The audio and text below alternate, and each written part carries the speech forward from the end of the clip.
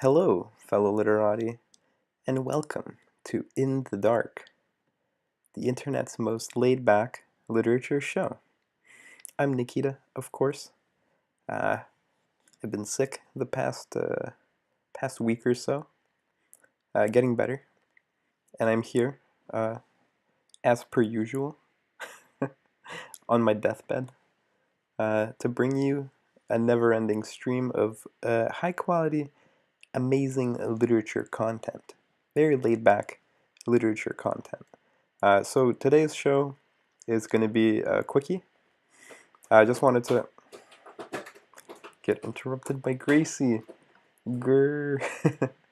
um, Today's show is going to be uh, answering a quick little question by Ramiro Acris, talking about how to find metaphor, simile, and symbolism, and what the difference is between those three things. So hopefully not a 20-minute episode, because as I mentioned, I am not 100% yet. Um, so yeah, let's just get into it. Hi, Gracie. She's here. Okay, so metaphor, simile, and symbolism. The comment, I believe, was on the How to Read a Poem video, where I mentioned essentially one of the steps, or kind of one of the approaches for reading a poem is to look at the symbolic meaning, and I think I said symbolic or metaphorical meaning. And I use those words interchangeably, although a symbol and a metaphor aren't actually the same. Anyway, let's just dive into it. Gracie is here behind the computer. um, so, a metaphor. A metaphor is basically a comparison between two things without the use of like or as. Ah, no. Without the use of like or as. What am I doing? Aha! So yeah, and what that means is here. Let's take a look at this example from Death Fugue, and I'll point out the metaphor here. He calls play that death thing more sweetly. Death is a gang boss, us Deutschland. He calls scrape that fiddle more darkly than hover like smoke in the air. So the metaphor here is death is a gang boss, because you have death being compared with gang boss. Death is not literally a gang boss, it's a metaphor. So that's what a metaphor is. If you have to find a metaphor, you just look for two things being compared without the use of like or as. There you have it. It's about that easy. Yeah. Okay, so the next thing is a simile, which is similar, similar to a metaphor, but not quite. A simile is the other thing. It's a comparison using like or as. So whereas metaphor was you don't use like or as, here you are using like or as. So here's an example from a poem called Daffodils by William Wordsworth. A really famous poem, by the way. Great poem. Here he says, I wandered lonely as a cloud that floats on high o'er vales and hills. And here, of course, lonely, so wandered lonely as a cloud. So he's wandering, so he is basically as a cloud. And because you have as here, that makes it a simile. So you have him and the cloud are the two things being compared, but it's using as, which makes it a simile.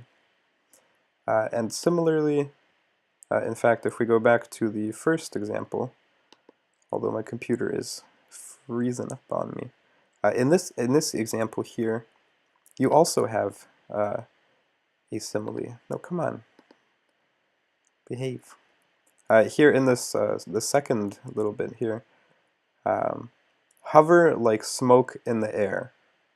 Hover like smoke. So this part is actually a simile as well. Hover like smoke. Hope that makes sense. And finally, this is the most complicated one. Whoops. Can't quite see that. But yes. Symbol. Okay. Symbol is kind of the most complicated one. Because it's not just as easy as finding two things being compared and saying, okay, are you using like or as, or are you not using like or as? A symbol is like, okay, the concise explanation I have here is a symbol generally represents something else through association or resemblance. So it's not quite a comparison, but it's kind of a connection between two things. You're not comparing the two things necessarily, or how should I put this? You are comparing the two things, but the second thing is implied, if that makes sense. And it's implied through association or resemblance. So the example I have here, let me explain the example. Maybe it'll make more sense once I do. So this is from that poem, Stopping by Woods on a Snowy Evening, which we talked about in that video about how to read a poem. So this is the last lines. The woods are lovely, dark, and deep, but I have promises to keep, and miles to go before I sleep, and miles to go before I sleep. So in this situation, one of the symbols is woods. And how do I know that? It's, well, actually, yeah, the woods and sleep here both have symbolic functions. Actually, this whole stanza is kind of, the whole poem itself has a symbolic meaning, but then more specifically, like in terms of what is a symbol in the poem, woods are a symbol of death. And death is not actually mentioned anywhere here specifically, but through resemblance and association, we can find that symbolic meaning. For example, the poem, and this is kind of what is supposed to make you maybe take a step back and think, maybe it's more than just literal woods going on here. Maybe there's a symbolic layer to this, because he says they're lovely, dark, and deep. So yes, on the one hand, they could literally be lovely, dark, and deep, but also you can say the same thing about death, conceivably, right? Like it's one point of view on death, and that's further reinforced. So you're thinking about that, and then you get to this part where it's talking about sleep, and sleep is kind of a classic, really famous symbol of death, because sleep is kind of like a light version of death. I think there's a saying kind of essentially the saying is like, sleep is like death's cousin or something like that, death's younger cousin. Essentially meaning that when you sleep, you die for the night, and then you're reborn in the morning. So you have the second symbol of death here. And then, once you get this, you can go back and say, yeah, so the woods are also likely a symbol of death, because they make sense in that context. And essentially symbolism and finding symbols, they're subjective, for one. So, for one person, the associations and resemblances might suggest that a certain image, like whatever, grass, like a grassy field, can symbolize some economic criticism, perhaps, for one person. Whereas for somebody else, it's like a symbol of the character's youthful naivete or something. Ah, hi, Gracie. Sorry, we're making a video, Gracie. Hopefully that makes sense. So symbolism is kind of the toughest one on the one hand, but also anything that really makes sense to you, as long as you can justify it, would be an acceptable symbol. Both for an English class, usually the measure of quality is how well can you justify it using the text. So here you have sleep, of course, being kind of a famous one that doesn't really need a whole lot of justification. Almost whenever you have sleep, it's pretty safe to consider at least the possibility of death being a symbolic kind of thread going on. And then obviously the whole poem is kind of talking about this journey, which has pretty obvious parallels to life. So that's how you look for symbols. It's something that takes a little bit of practice. In fact, maybe we can take...